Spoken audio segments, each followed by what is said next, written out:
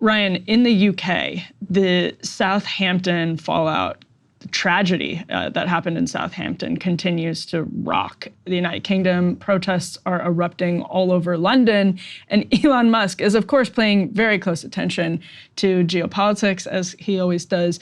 Worth noting, in literally every discussion of Elon Musk and foreign policy, that he is a defense contractor. So let's keep that in mind. It's not quite as relevant here as it is when he weighs in on Israel or Taiwan and China, but always worth noting here. Now, Elon Musk has been all over.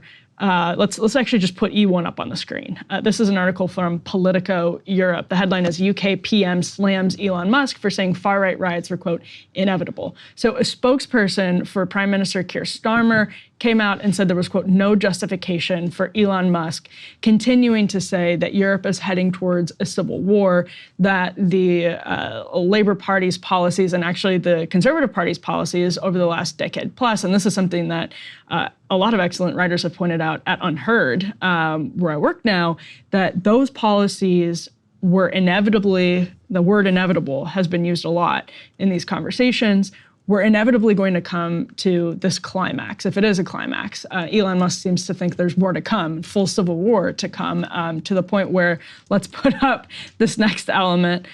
This is, so he says to Keir Starmer, shouldn't you be concerned about attacks on all communities when Starmer says we will not tolerate attacks on mosques or on Muslim communities?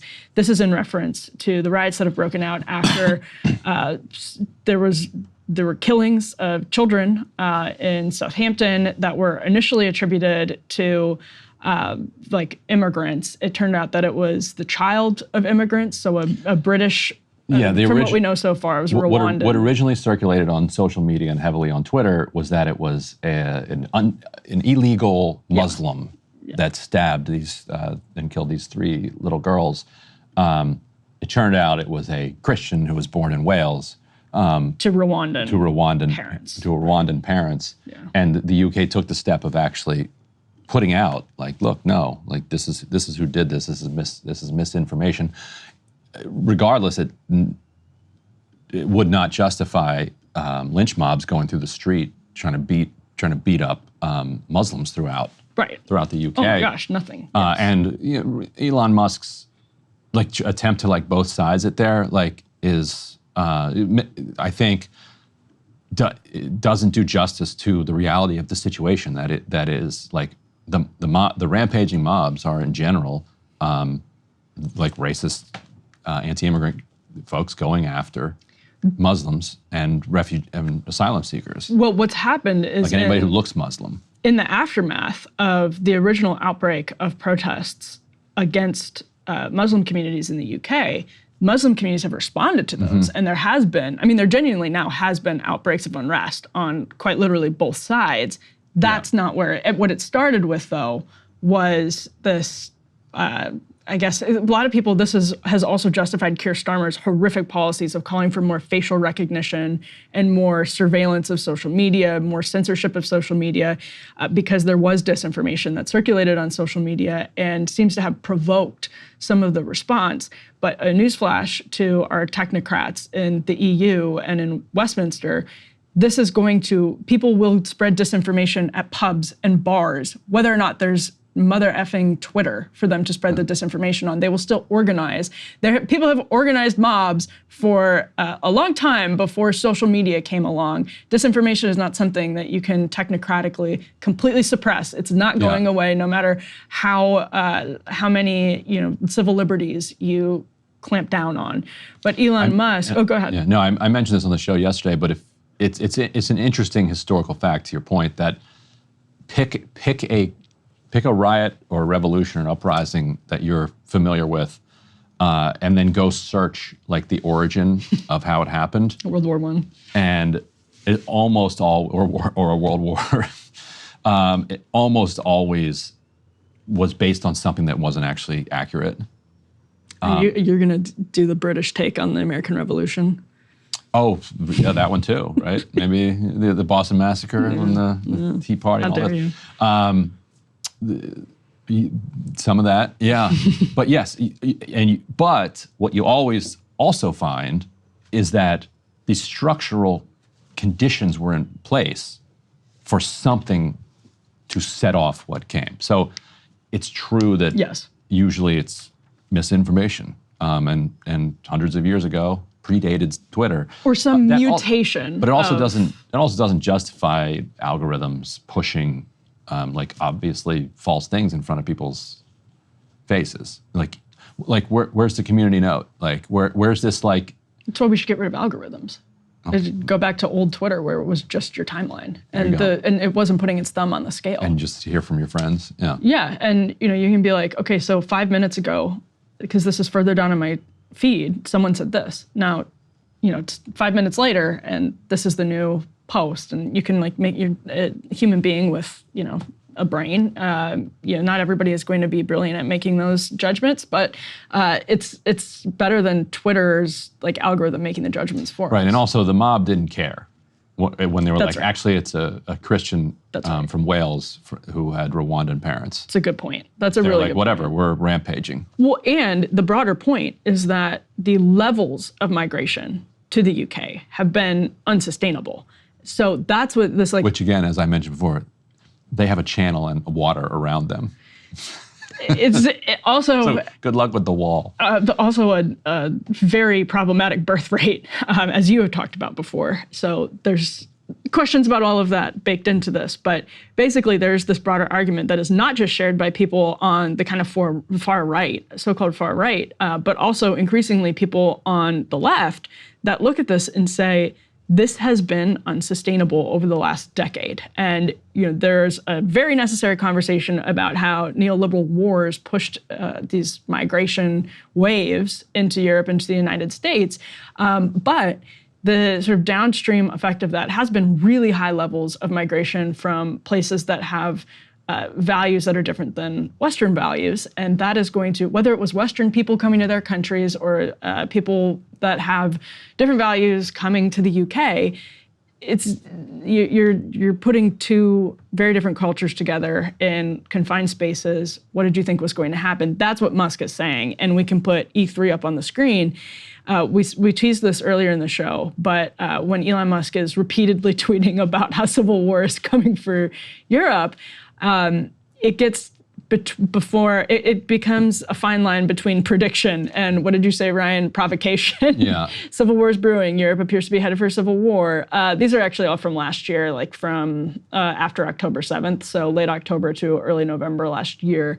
But Elon Musk is very convinced that civil war is coming to Europe. I think a lot of people are increasingly convinced that civil war is coming not just to Europe, but to the broader West. And anytime you have outbreaks of civil unrest like this in ways that people have not been used to in the last, if you grew up in the 80s and 90s, this might feel unfamiliar, even though there has been a lot of civil unrest. If he would have said Bangladesh, he'd be looking so prescient right now. Civil war coming to Bangladesh, but he keeps saying it about America too. Yeah, he's one invested of those, in this. He's one of those guys. Like, and I hopefully not literally. Right. It's hard sometimes to know what people like him mean when they say civil war. Do they really mean? Because when we think of civil wars, like we think of like armies that are fighting each other over for dominance within a country. Does he mean mobs rampaging, stabbing each other, beating each other? Yeah, Like, what degree? If that's all he means, then okay, I guess England's got one now. There's clearly a culture war, and is the culture war a civil war when, to this example, the child of these Rwandan immigrants was from Wales.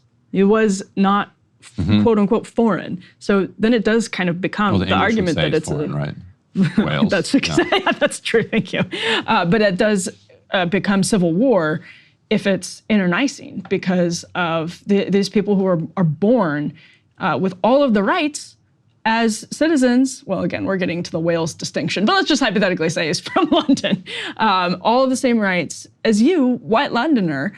That means these values are just as, that's what a lot of people would say. These values are just as British as your values. So is it a hot civil war? Is it a cold civil war? I think is an open question. Does it keep rupturing into civil unrest like this, or is it managed is it managed in a way that becomes better or worse? that's the question. I do think at least the premise that there's a war or a clash is obviously true, but whether that becomes something much, much worse and much, much darker is not yet determined. I hope we manage our imperial decline better. Yes, than agreed the British managed theirs. Maybe we need to look into the Dutch imperial decline. They seem to have managed it pretty well. Yeah. Like they seem pretty, I guess they have enough distance from their imperial decline. They're also tiny. That they're kind of comfy with it. I mean, they were absolutely massive and destructive, and they caused a lot of misery for a long stretch of time. The borders now, at least, though, are and they tiny. did collapse pretty badly. So Elon Musk, though, announced, if we can put up this final element, that Donald Trump announced, that he's going to be doing a, quote, major interview with Elon Musk, details to follow. My guess is that he will do this on Spaces. DeSantis style. What an absolute disaster that DeSantis one was. Well, you know Trump doesn't put up with that stuff. You know, like even if the lights are wrong in a room, he'll be like, turn the lights off, they're too bright. He does not put up with poor production. At the NABJ thing, the National Association of Black Journalists thing last week, when the audio was bad, it was driving him visibly crazy.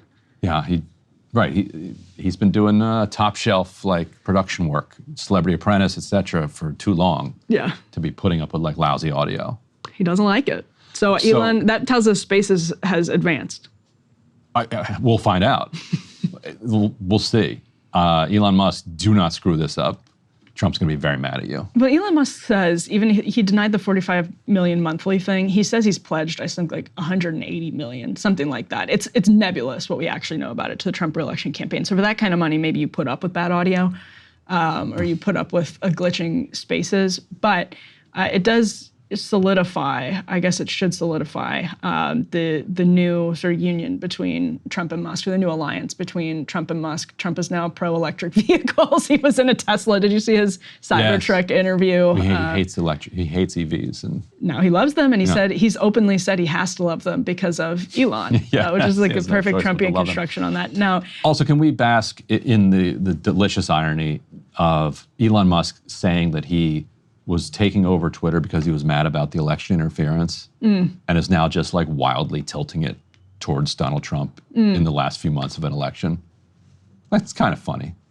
Yeah. Well, also I wanted to bask in him saying major interview, because it reminds me of Christmas Story, where he says he's won a major award and it's the leg lamp. Major interview, major award, same thing. On that note, that's the end of Counterpoints. I hope it goes better for him than the leg lamp did. Yeah. That is a great note to end today's episode on. Just a really bad joke from me. This is perfect, pitch perfect. But thank you everybody for tuning in and continuing to tune in. BreakingPoints.com. If you want to subscribe for the full show, get it in your inbox. You get it early, no breaks. You get all of Counterpoints, which is nice. We don't. You get access to every segment. As opposed to the few that get posted to YouTube. I think we're posting them all now. Oh, well, we might as well. They're all good. I promise. You don't want to miss a single one. I promise they're all good. Listen, we're always on. That's right. That's right. We never miss leg day. All right, see you guys soon. Hey, if you liked that video, don't forget to hit the like button and subscribe to Breaking Points. If you want to see the rest of Counterpoints, go to BreakingPoints.com to become a premium member and get the full uncut show every morning in your inbox and on Spotify.